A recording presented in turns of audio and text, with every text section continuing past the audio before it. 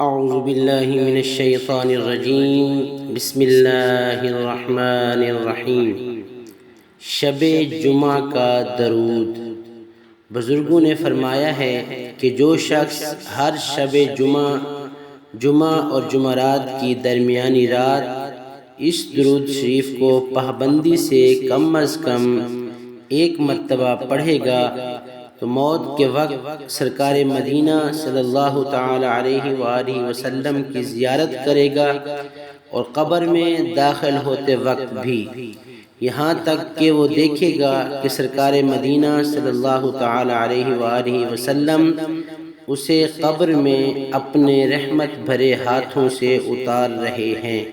وہ درود یہ ہے: اللہم صل وسلم وبارک علی سیدنا محمد النبی الأمی الحبیب العالی القدر العظیم الجاہ وعلی آلہ وصحبہ وسلم۔